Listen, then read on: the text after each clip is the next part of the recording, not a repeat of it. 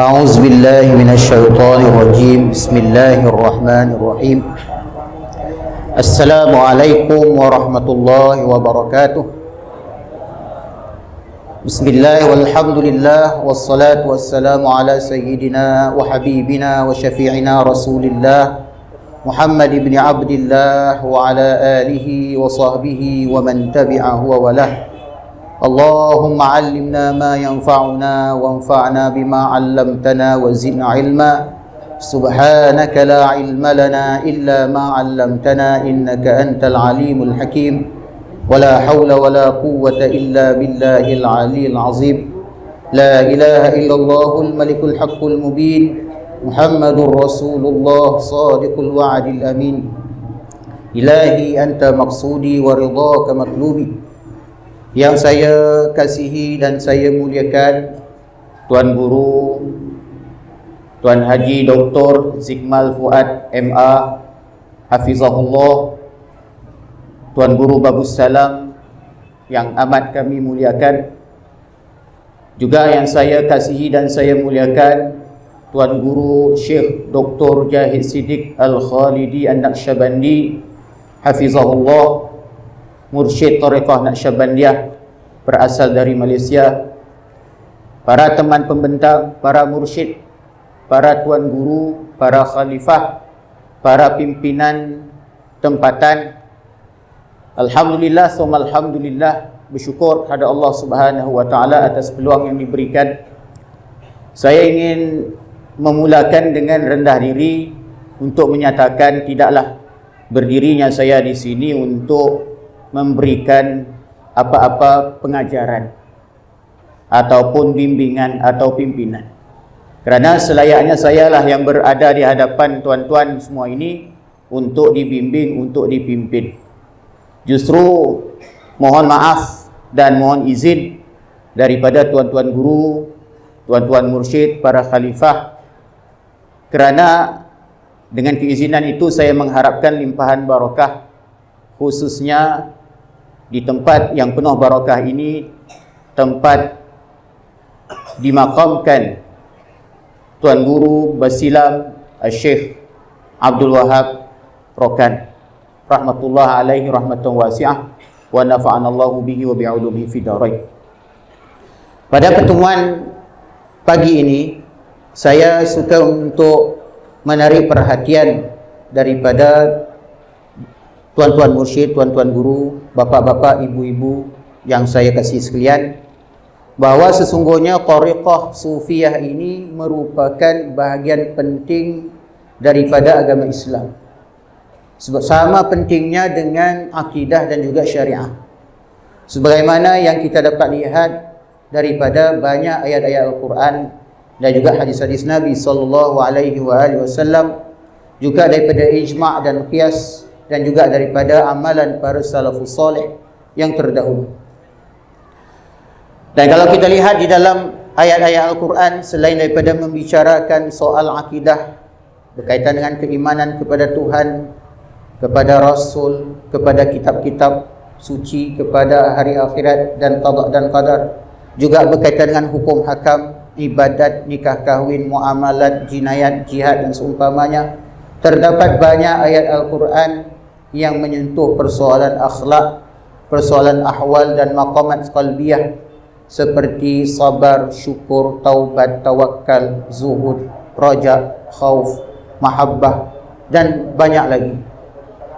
Begitulah juga kalau sekiranya kita merujuk dalam satu hadis yang masyhur, hadis yang sahih yang dikenali dengan hadis Jibril, ringkasnya di mana Sayyidina Jibril alaihi salam telah datang bertemu dengan Rasulullah sallallahu alaihi wasallam, bertanyakan beberapa hal, antaranya yang pertama berkaitan dengan Islam. Maka Rasulullah sallallahu alaihi wasallam menjawab 5 rukun Islam. Selanjutnya ditanyakan tentang iman, maka Rasulullah sallallahu alaihi wasallam menjawab 6 rukun iman. Selanjutnya ditanyakan pula kepada Rasulullah sallallahu alaihi wasallam tentang ihsan, maka Rasulullah sallallahu alaihi wasallam menjawab, al-ihsanu an ta'budallaha ka'annaka tarahu fa in lam takun tarahu fa innahu yarak. Ihsan itu ialah anda beribadah kepada Allah seolah-olah memandang kepadanya, dan sekiranya anda tidak memandang atau melihat kepadanya, maka yakinlah dengan pasti bahawa sesungguhnya Allah itu melihat, memandang kepada diri anda. Dan selanjutnya pertanyaan tentang hal ehwal kiamat berkaitan dengan bilakah masa kiamat tidak dapat dijawab oleh Rasulullah sallallahu alaihi wasallam, di mana Rasulullah menjawab, mal mas'ulu anhu bi'alam min as-sa'il, tidaklah yang ditanya lebih mengetahui daripada yang bertanya. Lalu ditanya tentang tanda-tanda kiamat dan dijawab beberapa tanda oleh Rasulullah sallallahu alaihi wasallam. Apa yang disampaikan oleh Jibril ini kemudiannya disimpulkan oleh Rasulullah sallallahu alaihi wasallam setelah ditanyakan kepada Sayyidina Umar Ibn Khattab radhiyallahu anhu, apakah kamu tahu siapa yang datang kemari? Maka jawab Sayyidina Umar, Allah wa rasuluhu a'lam, Allah dan Rasulnya lah yang lebih tahu.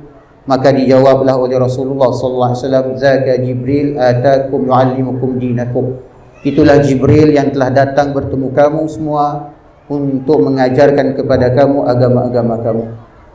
Jadi kesimpulan yang dibuat oleh Rasulullah sallallahu alaihi wasallam bahawa agama itu harus terdiri daripada 3 tiang utama, iaitu Islam mewakili aspek fiqh syariahnya, iman mewakili aspek akidah tauhidnya, manakala ihsan mewakili aspek tasawufnya.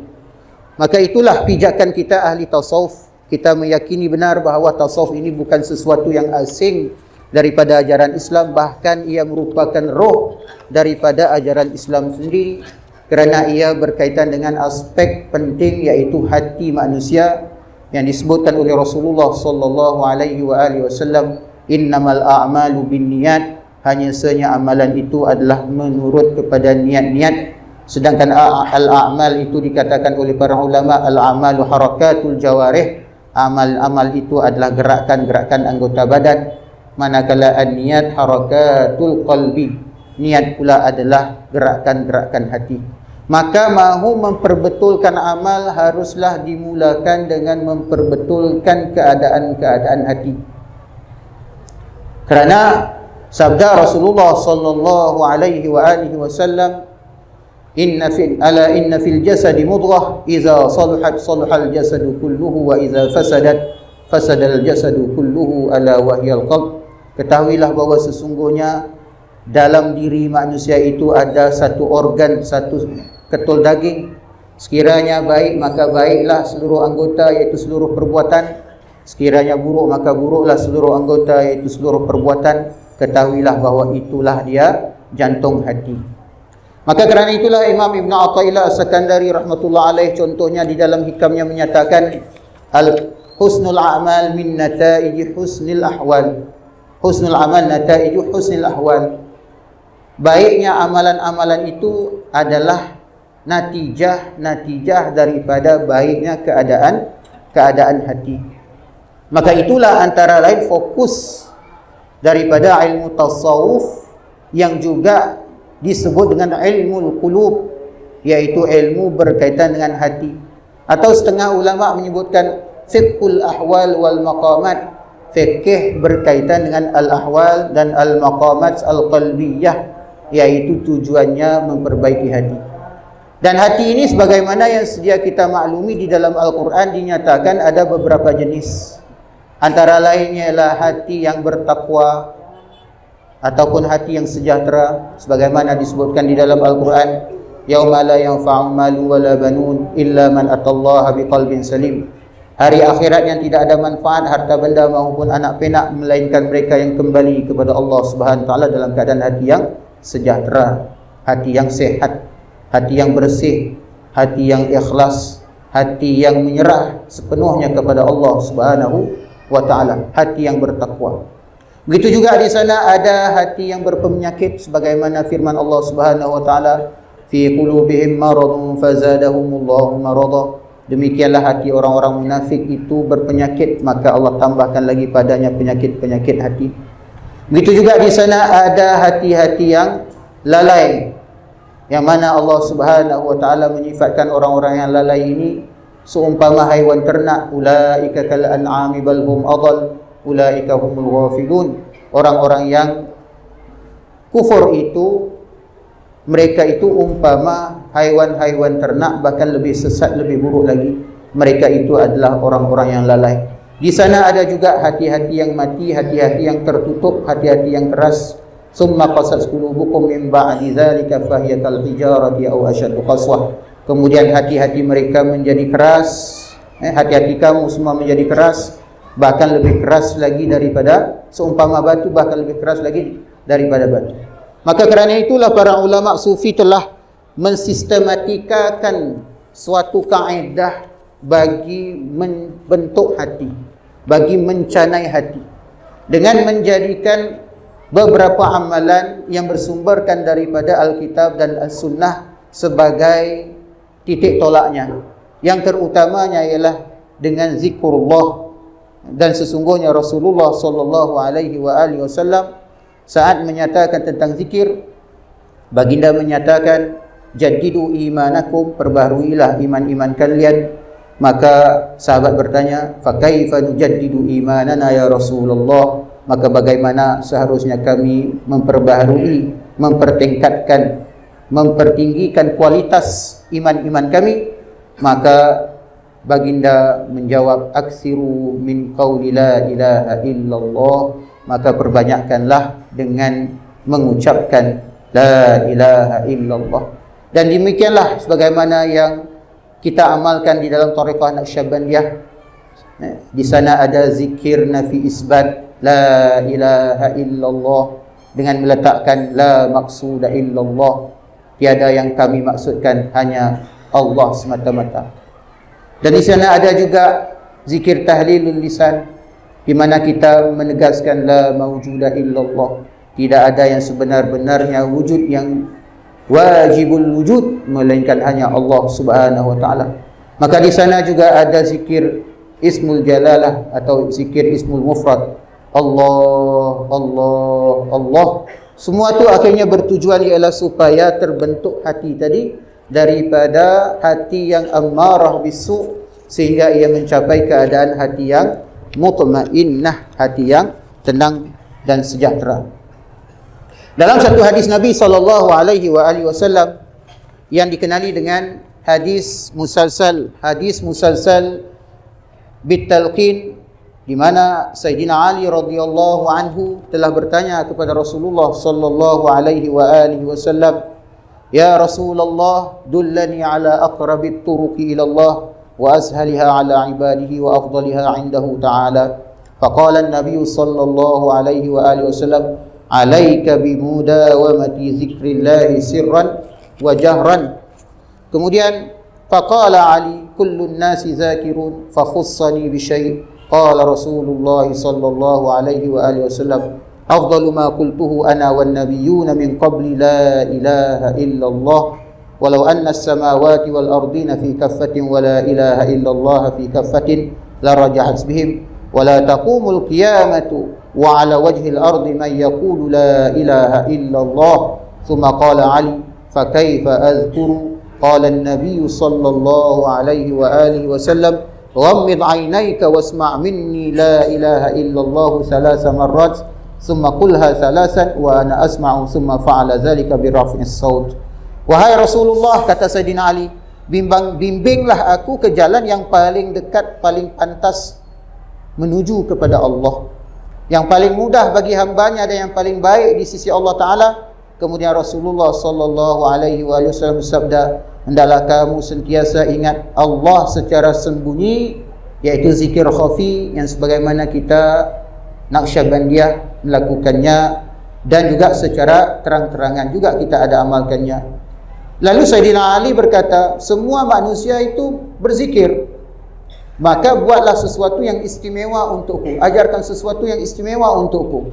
Nabi SAW bersabda, sebaik-baik yang aku dan Nabi-Nabi sebelumku katakan ialah tiada Tuhan selain Allah. Seandainya langit dan bumi pada satu timbangan dan tiada Tuhan selain Allah, la ilaha illallah dalam satu timbangan, nescaya aku akan mengalahkan mereka. Nescaya la ilaha illallah akan mengalahkan mereka. Dan tidak akan terjadi kiamat dan tidak ada seorang pun di muka bumi ini yang berkata la ilaha illallah lalu tiada seorang pun dan sesungguhnya sebaik-baik perkataan yang aku dan para nabi sebelumku ucapkan ialah la ilaha illallah.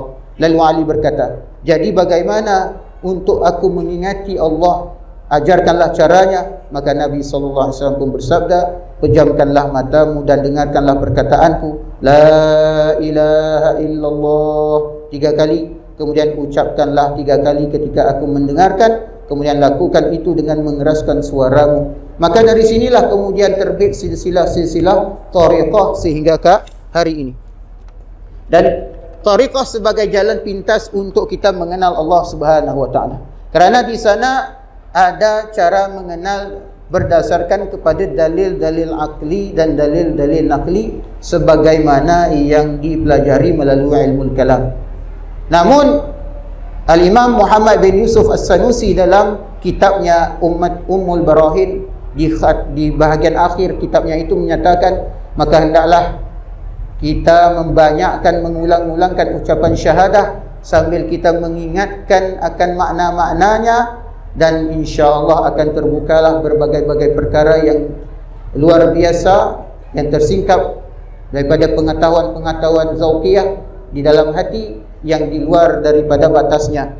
Karena itulah maka para ulama sufi khususnya dalam tarekat Naqsyabandiyah telah mensistematikkan tarekat ini dengan zikir-zikir tertentu beserta dengan amalan muraqabah, di mana di dalam muraqabah itu kita diajarkan supaya merenungkan beberapa ayat Al-Quran supaya kita dapat hayati maknanya seperti muraqabah ma'iyah, di mana ayat Al-Quran yang direnungkan wa huwa ma'akum aynama kuntum, dimanapun dan dia berserta kamu dimanapun kamu berada.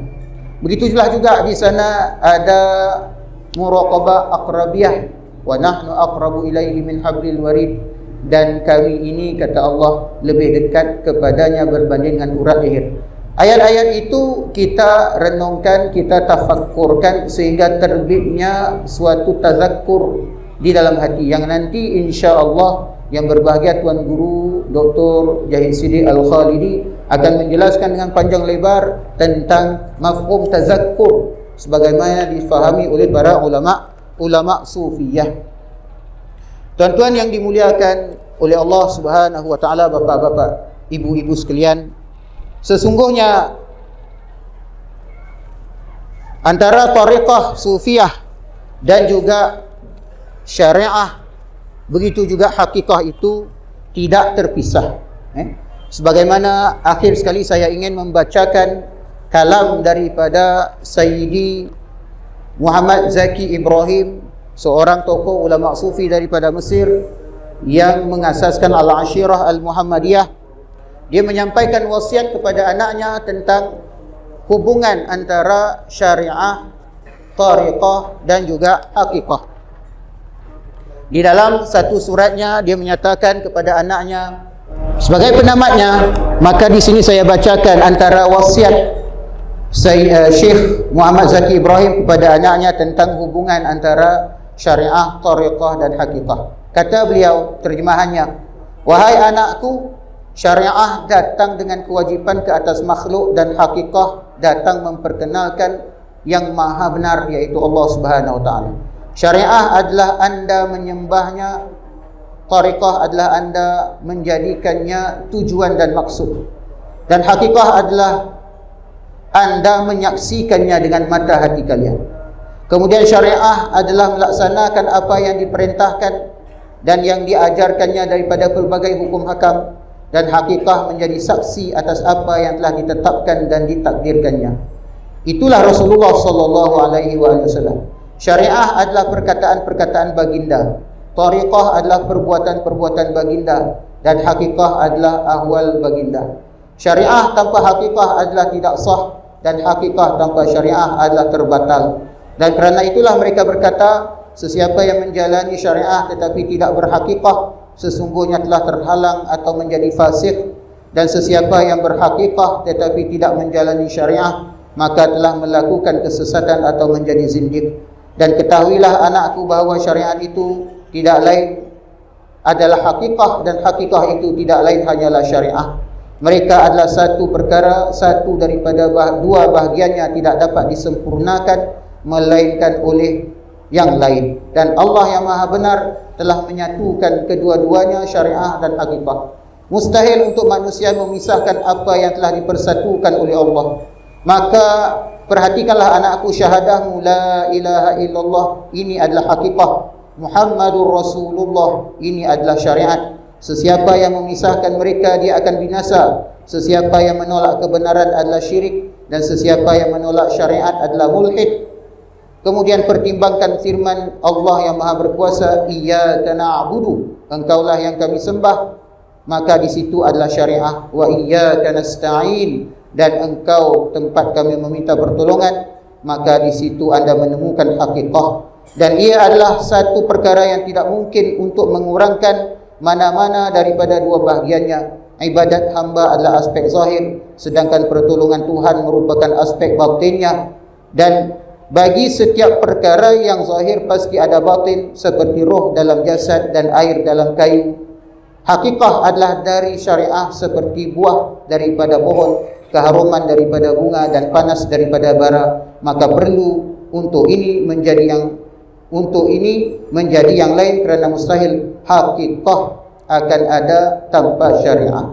Karena itulah akhirnya daripada tujuan kita bertariqah ini, yaitu untuk kita menjadi hamba Allah Subhanahu wa taala yang ikhlas, yang bukan hanya beramal lillahi taala kerana Allah, tetapi juga menghayati hakikat billah, yaitu dengan bantuan, taufik dan pertolongan Allah Subhanahu wa taala. Sebab itulah antara pengajaran yang pernah disampaikan oleh tuan guru kami Dr. Jahid Sidi Al-Khalidi, bahawa tariqah inilah perjalanan dari bismillah menuju billah, yaitu dengan nama Allah lewat zikrullah sehingga mencapai keadaan fanah dan baqa billah. Wabillahi taufiq wal hidayah. Mohon maaf atas salah silap. Al-'afwu minkum. Assalamualaikum warahmatullahi wabarakatuh.